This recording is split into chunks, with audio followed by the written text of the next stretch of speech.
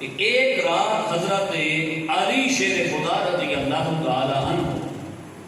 آپ نے حضرت عبداللہ بن عباس رضی اللہ تعالی عنہما سے ارشاد فرمایا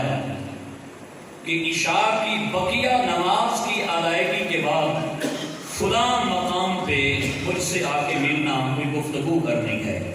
رات کا وقت ہے، مدینہ ہے، مسجد نبوی میں نماز پڑھی، بظاہر تو یہی رکھتا ہے۔ حضرت علی شیر خدا رضی اللہ تعالی عنہ آپ نے جب حضرت عبداللہ بن عباس رضی اللہ تعالی عنہما سے یہ ارشاد فرمایا تو بقیہ نماز کے بعد حضرت عبداللہ بن عباس رضی اللہ تعالی عنہما حضرت علی شیر خدا سے ملاقات کرتے ہیں۔ تو جب ملاقات ہوئی اور گفتگو شروع ہوئی، بات چیت شروع ہوئی، تو پہلا سوال حضرت علی شیر خدا رضی اللہ تعالی عنہ آپ نے حضرت عبداللہ بن عباس رضی اللہ تعالی عنہما ان سے پہلا سوال یہ کیا کہ آپ بتائیں کہ ما تفسیر الالف من الحمد، کہ آپ بتائیں کہ الحمد جو کلمہ ہے جسے عام طور پہ ہم لفظ کہتے ہیں، الحمد کا جو لفظ ہے یا کلمہ ہے، اس کی جو ابتدا میں الف ہے جسے حمزہ پڑھا جاتا ہے، تو الحمد کی الف کی تفسیر کیا ہے؟ یہ حضرت علی شیر خدا نے حضرت عبداللہ بن عباس سے پوچھا۔ اور یہ کون عبداللہ بن عباس رضی اللہ تعالیٰ عنہ جنہیں امت میں ترجمان القرآن کا لقب ملا اور جنہوں نے تفسیر نبی علیہ الصلوۃ والتسلیم کی بارگاہ قدسیہ میں بیٹھ کے سیکھی، جو کہ آقا علیہ الصلوۃ والتسلیم کے ڈائریکٹ تلمیذ رشید ہیں، مفسر قرآن ہیں، صحابی رسول ہیں، آقا کریم علیہ الصلوۃ والتسلیم کے چچیرے بھائی ہیں، آقا علیہ الصلوۃ والتسلیم نے نوازا، فیوز و برکات عطا فرمائے۔ ان سے جب حضرت علی شیر خدا نے پوچھا کہ الحمد کی الف کی تفسیر بتائیں، تو یہ آگے کیا فرماتے ہیں؟ قلت لا اعلم، میں نے علی شیر خدا کے سامنے یہ عرض کیا کہ حضور میں اس کی تفسیر نہیں جانتا، کیونکہ یہ عام ہستی تو نہیں ہے حضرت عبداللہ بن عباس، لیکن دیکھ رہے تھے کہ سائل کتنا بڑا عالم ہے، سائل کتنا بڑا آدمی ہے، جو پوچھنے والا ہے وہ کوئی چھوٹا سوال نہیں کر رہا۔ ایک سوال وہی ہوتا ہے چھوٹی کلاسز کے اندر آئے تو اس کے جواب کا لیول اور ہوتا ہے، اور وہی سوال اگر کسی بڑی ڈگری کی بڑی کلاس کے اندر آ جائے پھر اس کا لیول اور ہوتا ہے جواب دینے کا۔ جب پوچھنے والے علی ہوں تو حضرت عبداللہ بن عباس فرماتے ہیں لا اعلم، میں اس سوال کا جواب نہیں جانتا، مجھے سوال کا جواب نہیں آتا۔ تو پھر حضرت علی شیر خدا نے اس جواب کے نتیجے میں کیا کیا؟ فَتَكَلَّمَ فِي تَفْسِيرِهَا سَاعَةً تَامَّةً، آپ نے ایک پوری ساعت، جس کو ہم گھنٹہ سمجھ لیں، ساعت کا معنی گھنٹہ، حضرت علی شیر خدا نے وہی کھڑے کھڑے ایک گھنٹہ لگا کے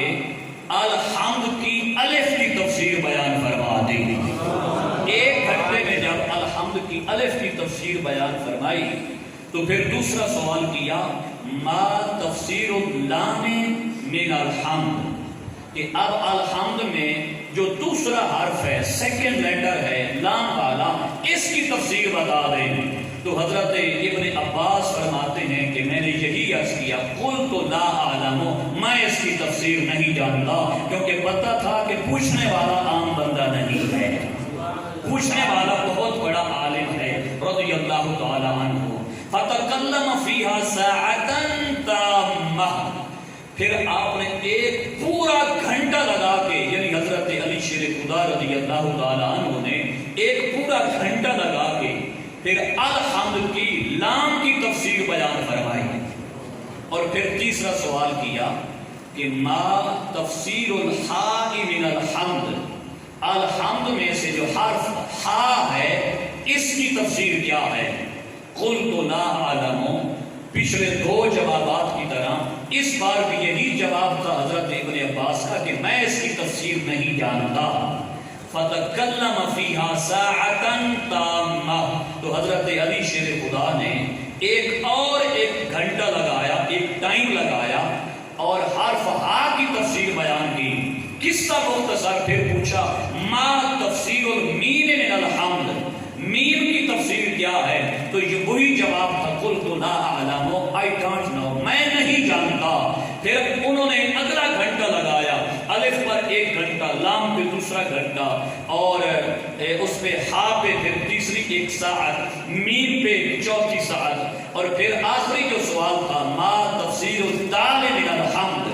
حمد کا جو الحمد میں جو آخری حرف ہے دال، اس کی تفسیر کیا ہے؟ تو کہتے ہیں قلت لا ادری، 4 بار جواب یہ تھا لا اعلم،